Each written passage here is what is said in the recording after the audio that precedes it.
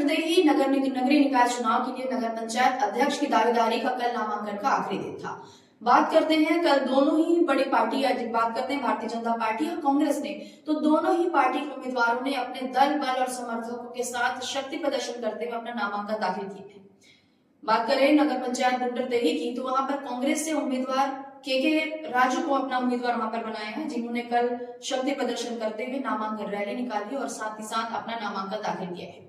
के राजू एक युवा चेहरे हैं और एक बार पूर्व में वो नगर पंचायत के अध्यक्ष रह चुके हैं, तो कहीं ना कहीं उनका अनुभव, जोश और युवाओं का साथ काम आएगा। उनका कहना है कि गुंडरदेही की जनता एक बार फिर से उन्हें आशीर्वाद देगी और उन्होंने लगातार भाजपा पर कटाक्ष भी किया है क्योंकि पिछली जो शासन जो रही है भारतीय जनता पार्टी की रही है, तो कई अधूरे काम, विकास के कार्य अधूरे रह गए थे। उसे के राजू ने कहा है कि यदि मैं जीतता हूं या कांग्रेस यदि जीतती है, जनता आशीर्वाद देती है, तो गुंडरदेही में रुके हुए जो विकास के कार्य हैं वो द्रुत गति से आगे बढ़ेंगे। लेकिन फिलहाल सारा परिणाम चुनाव पर निर्भर करता है, चुनाव के परिणाम पर निर्भर करता है, जनता आगे किसे चाहती है। लेकिन के राजू जो कांग्रेस के प्रत्याशी है नगर पंचायत अध्यक्ष गुंडरदेही के लिए, वो अपनी जीत के प्रति दावा कर रहे हैं, जीत के प्रति आश्वस्त नजर आ रहे हैं। देखिए, नगर पंचायत जिस समय रहा उसके बाद से पिछले 10 सालों में आज जो नगर जो स्थिति है वो आज भी शून्य है। और नगर में आप घूमेंगे देखेंगे कि यहाँ पर विकास रुका हुआ है, पिछले 10 सालों से रुका हुआ है और जनता की मांग है कि आप पुनः आएँ और इस विकास की गति को बढ़ाएं।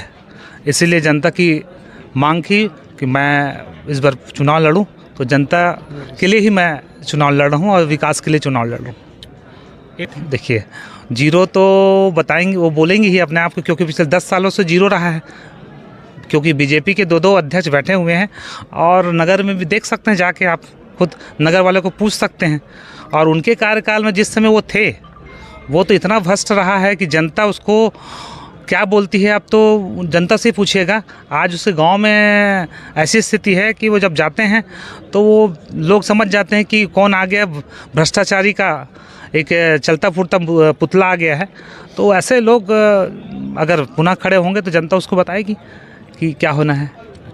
मैं अश्विनी कुमार सोनकर हूँ, ग्राम पंचायत कालीन में मैं सरपंच था और मेरे यहाँ धर्मपति श्रीमती भारती सोनकर नगर पंचायत के सबसे प्रथम निर्वाचित अध्यक्ष रही है। समाज से राजनीति गलत चीज़ है ना।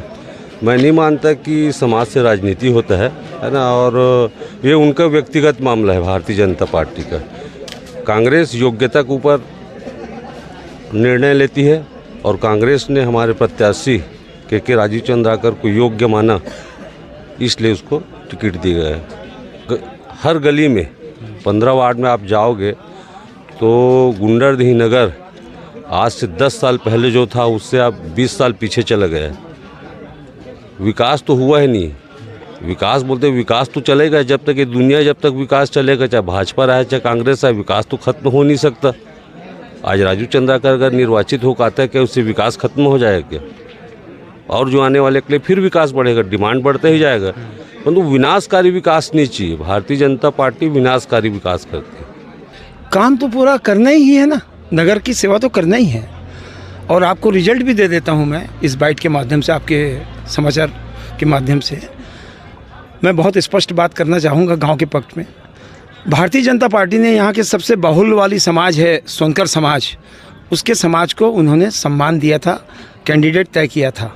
लेकिन ऐसा क्या हो गया कि एक ऐसा व्यक्ति जो गांव में सिर्फ और सिर्फ नगर पंचायत के पैसों का अवैध कॉलोनी का डेवलपमेंट में ही प्रयोग किया है, पैसे का उपयोग किया है, अपने शातिराना अंदाज में इस गांव की सिर्फ और सिर्फ पैसे की चोरी किया है। और ऐसे चोर को भारतीय जनता पार्टी ने फिर, जो एक जैन समाज, एक व्यापारी वर्ग से आता है, उसको टिकट दिया गया है। दूसरी तरफ जो पिछड़ा वर्ग का कैंडिडेट था कोमल सोनकर, उसको हटा के अचानक रातों रात उसको टिकट देने के पीछे ये साफ जाहिर होता है कि भारतीय जनता पार्टी की नीति क्या है, नीयत क्या है। यहाँ पर सिर्फ लूट खसोट चला है। पिछले 10 सालों में कोई काम नहीं हुआ है। मैं पूरी जवाबदारी और जिम्मेदारी के साथ कह रहा हूँ, पिछले 40 साल साल से मैं यहाँ के गांव की राजनीति से जुड़ा हुआ हूँ। यूथ कांग्रेस के प्रेसिडेंट लेवल से लेकर गांव का पंच रहा हूँ, जनपद सदस्य रहा हूँ। मैं समझता हूँ सब चीज़ को। बस मेरा इतना ही कहना है कि जो आदमी को कैंडिडेट बनाया गया है, उस साफ जाहिर है किस प्रलोभन के कारण उसको भेजा गया अचानक, और पूरे सुनकर समाज के मुँह में तमाचा मारा गया है, पिछड़ा वर्ग के मुँह में तमाचा मारा है।